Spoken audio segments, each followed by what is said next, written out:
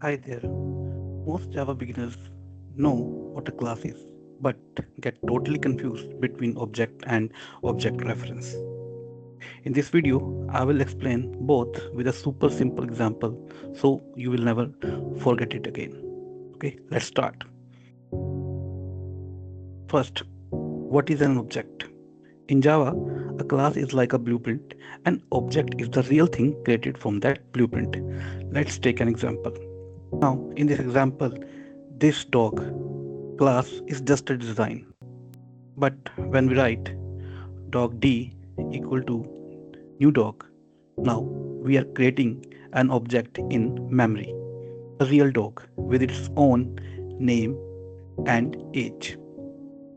Now, what is an object reference? Here, new dog. This creates the object in memory, and D is the reference variable. D does not contain the actual dog object. It only stores the address of that object in memory. Okay.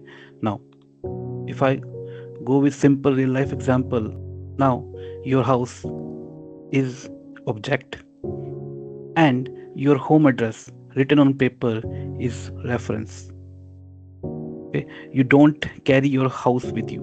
You only carry the address. The same in Java. The object stays in the memory.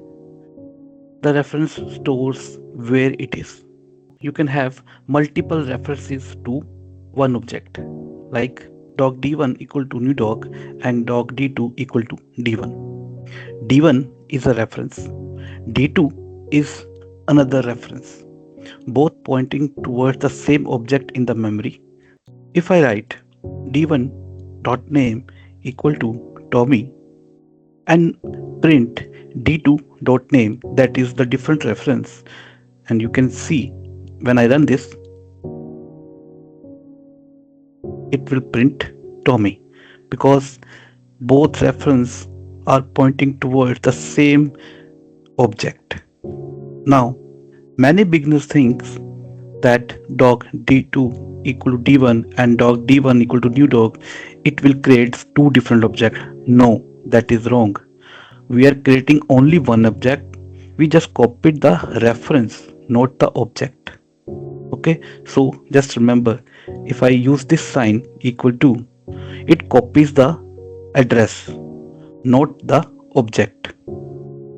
Now, quickly recap. Object actually thing in memory with data and behavior. An object reference variable that stores the address of that object.